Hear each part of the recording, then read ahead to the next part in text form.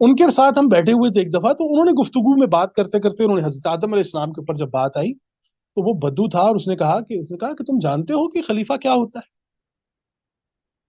نہیں جی بتائیے، آپ بتائیے خلیفہ کیا ہوتا ہے؟ انہوں نے کہا کہ دیکھیے،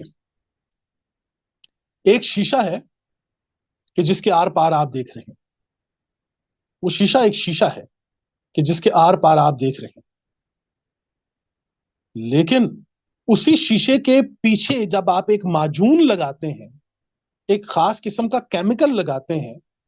تو وہ جو شیشہ ہوتا ہے وہ آئینہ بن جاتا ہے۔ یہ جو شیشہ صاف شیشہ تھا جس کے آر پار آپ دیکھ رہے تھے، اس کے پیچھے، اس کے خلف میں جب آپ نے وہ معجون لگائی ہے تو اس معجون کو خلیف کہتے ہیں عربی زبان کے اندر، کہ اس شیشے کو جس کے آر پار آپ دیکھ رہے تھے کہ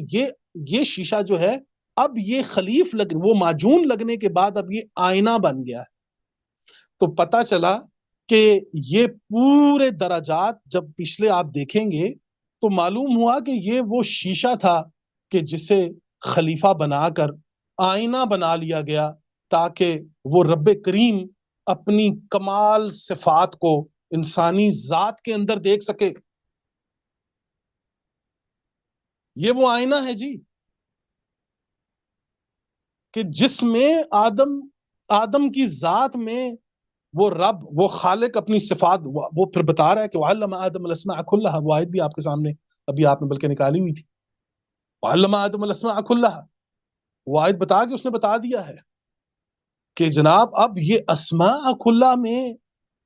اسماء الحسنہ نہیں آتے کیا اللہ کے نام نہیں آتے؟ وَعَلَّمَ آدَمَ الْأَسْمَاءَ كُلَّهَا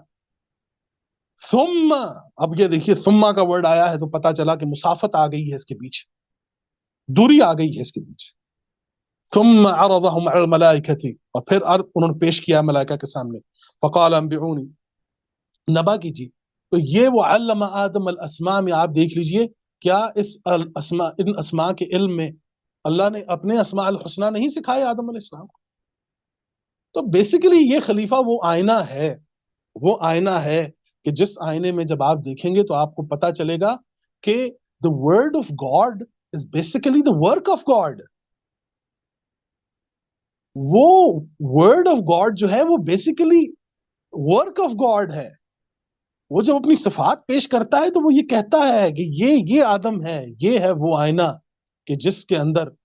صفات خداوندی انسانی ذات کے اندر دکھائی دیں گی۔